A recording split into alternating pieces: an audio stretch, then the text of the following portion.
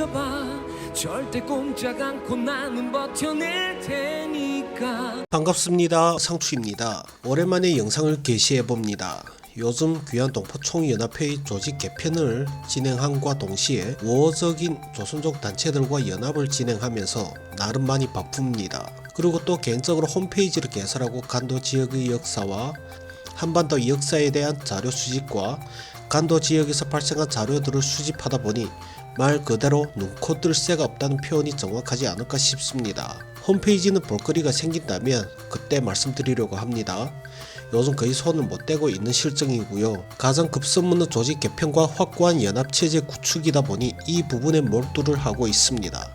연합은 기정사실이긴 하지만 아직 정리되지 않은 부분이 많다 보니 이 부분 역시 가시적인 성과가 나오면 전달해 드릴 겁니다. 자, 근황에 대한 설명은 이만 마치고요. 오늘은 영어님의 질문에 대한 답변을 드릴까 합니다. 제13님의 질문도 계시죠. 대한민국 정치인들 중에 반중 없다는 질문에 대한 답변은 여러 정황상 좀 길어질 듯 해서 일단 잠시 미룰까 합니다. 양해를 바라고요. 자, 영어님의 질문. 간도 출신들은 왜 반일 정서가 적은지 대충은 이해하고 있지만 저희 답변이 궁금하다는 말씀이시죠? 지금 바로 시작합니다.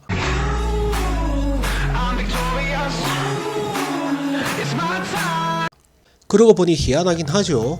어찌 보면 간도인들은, 즉 현 조선족들의 선조들은 항일의 무장투쟁을 가장 최전방에서 겪은 당사자들이고 국제정치 산물인데 이상하리만치 반일에 대한 여론이 적죠. 이런 경우를 두고 한국인들은 역사 통제, 중국이 독재의 이유를 가장 많이 언급을 하더라고요. 제각각 다른 발언이지만 결국엔 하나의 의미로 귀결이 됩니다. 통제된 독재 정치 속에서 통제된 역사 교육을 받다 보니 반일 감정이 적은 거다 라는 얘기로 귀결이 되는 거죠. 듣기엔 그럴듯하지만 속사정을 들여다보면 결국엔 못 배웠으니까 반일 감정이 적은 거다 혹은 없는 거다 라는 얘기입니다. 즉 무식하다는 얘기죠. 저는 이런 뻘소리들을 하는 인간들을 보면 이런 생각이 듭니다. 반일 감정이 적은 이유가 무식하다는 얘기로 앞뒤 없이 정리해버리는 당사자들은 얼마나 유식할까라고 말이죠.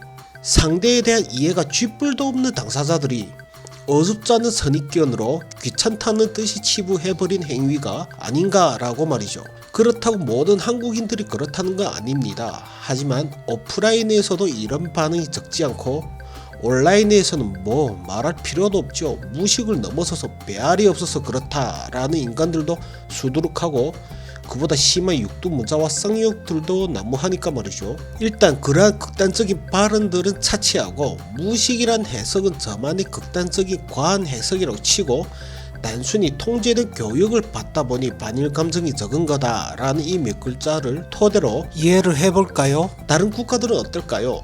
2차 전쟁 주역 중 한 자리를 차지하고 있는 일본이 동남아 지역을 비롯해서 미국, 러시아까지 진출하면서 역사적인 배경과 이해만 가지고 본다면 오히려 일본에 호감이 있는 국가가 이상할 정도가 아닐까라고 생각합니다. 하지만 희한하게 한국과 중국만큼 반일을 외치는 국가가 드물지 않습니까?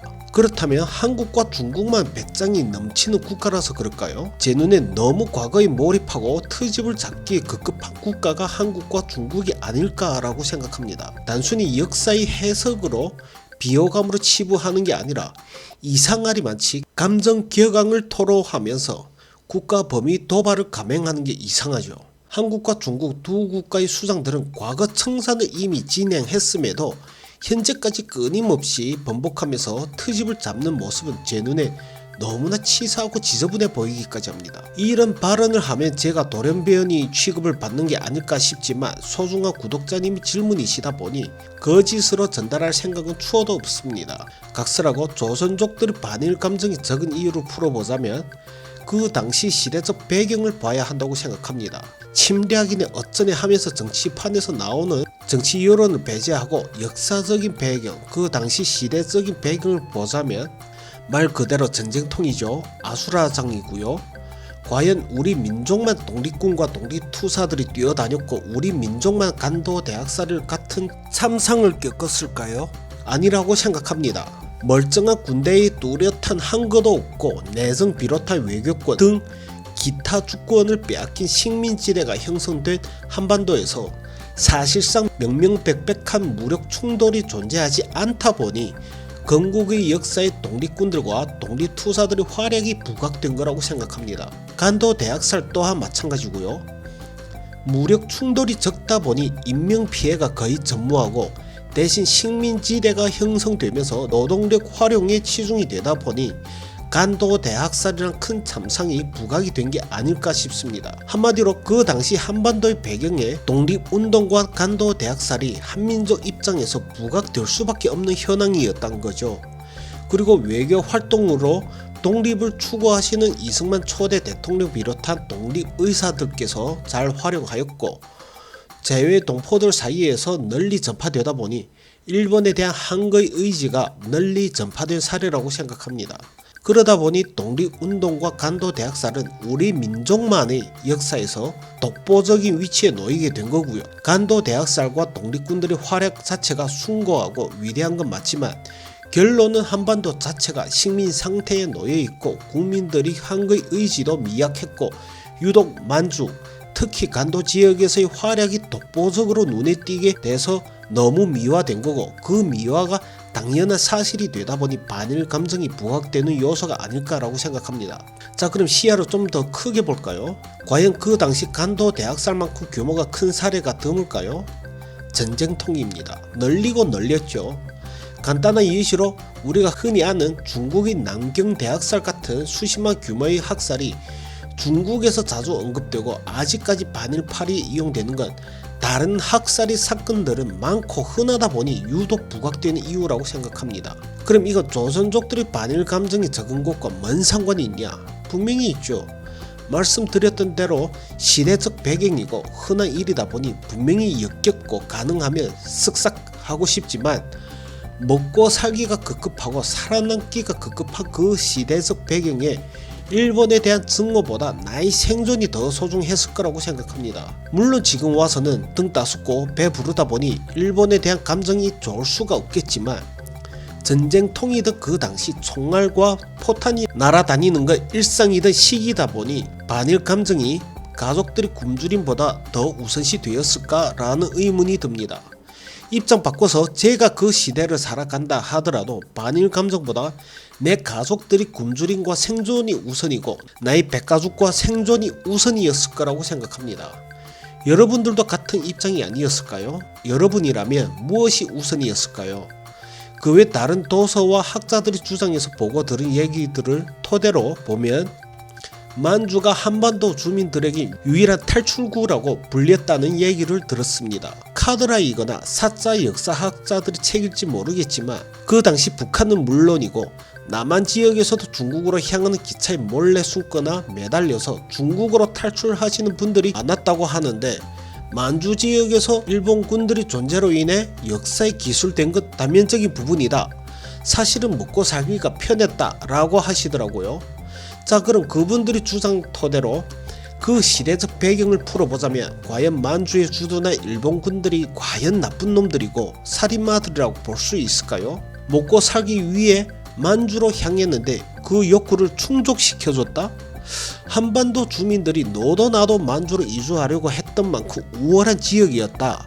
근데 그들이 독립군 혹은 독립투사들의 복음으로 인사 은폐 공간이었던 한인촌들을 격파했고 간도 대학살로 불렸다. 근데 그 당시 김좌진 장군과 홍범도 장군은 한인들 사이에서 마왕 혹은 폭군이라고 불리기까지 했다. 이런 구성이 실제로 사실이라면 과연 만주 지역의 한인들은 간도 대학살이 그들에게 절대적인 반일 감정은 남아있을지 혹은 남아있더라도 끝까지 연연했을지 의문입니다. 만약 사실이라면 말이죠.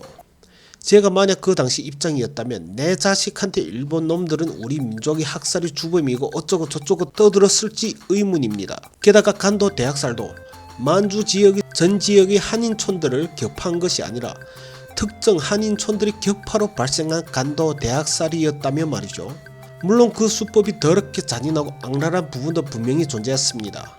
와전된 건지 모르겠지만 갓난 아기를 끓고 있는 솥에다 던졌다는 얘기까지 존재했으니까 말이죠. 암튼 모든 사항을 종합적으로 따져도 분노는 분명히 차오르고 당연히 믿고 치가 떨리겠지만 대한제국 황실의 무능으로 인해서 생존 때문에 만주로 이주한 당사자들이 내 자식들한테까지 교육할 정도로 천추의 한으로 남았을까? 라는 의문이 드는 것 분명합니다. 그리고 그 다음은 문화대혁명, 즉 문혁이 한 몫을 했다고 생각합니다. 저는 일본 놈들보다 문혁 때 날뛰었던 홍위병들이 더 치가 떨립니다. 그래서 주구장창 자진해서 등신같이 홍위병 노릇을 하는 조선족들을 보면 치가 떨려요. 왜냐면 문혁이 발생했을 당시 홍위병들은 정확한 잣대 혹은 기준도 없이 본인들 개개인들의 셀프 기준으로 잣대를 들이대고 기물은 물론이고 인간들마저 파괴하고 다녔거든요. 본인들 개개인들의 셀프 기준 잣대에 따른 중화 문명을 제외하고 전부 다 파괴한 겁니다. 우리 선조들이 이룩한 문명과 문화마저도 말이죠. 한국인들이 알고 있는 상식은 홍위병들은 중국이 구태 문명과 부르주아 문명만 파괴했다고 알고 계시는데 물론 틀린 얘기 아닙니다. 하지만 일부분일 뿐입니다. 그 당시 광기로 인해 조선족들이 문화와 선조들께서 일궈놓은 집합촌마저 파괴되었습니다. 그 이유는 본인들은 무분별한 기준이 중화 문명에 부합되지 않는 문명이니까 당연히 파괴되어야 한다는 명분과 중화 문명이 아닌 이단 문명을 보유한 이단 민족이다 보니 그 광기에 함께 휩쓸렸습니다. 제가 아는 상식으로 그 당시 어마어마한 숫자 엘리트층이 사라진 걸로 알고 있습니다. 자, 그럼 여기서 우리 한번 볼까요? 이러한 광기가 오랜 시간 동안 지속되고 그 여파까지 하면 더 수십 년 동안 좋게 지속된 상태이다 보니 일제시대의 반감이 더 클까요? 아니면 문화대혁명의 광기가 더 두려울까요? 그리고 일본군에 대한 공포가 더 클까요? 아니면 공산당과 홍위병에 대한 공포가 더 클까요? 만약 여러분이 부모님이시라면 과연 후손들에게 일제 치하에 대한 역사를 전달할까요? 아니면 본인들의 몸속 겪은 현실에 대해 전달을 하거나 아니면 간접적이라도 해당 공포에 대한 주의사항을 인지시킬까요? 과연 여러분께서 그 당시 시대상 배경에서 살아간다면 어떤 제스처와 교육을 자식들에게 혹은 후손들에게 전달을 하겠습니까? 제가 알고 있는 제한조선족들이 일본에 대한 반감이 적은 이유 중 몇 가지를 말씀드렸습니다. 끝! 나를 봐야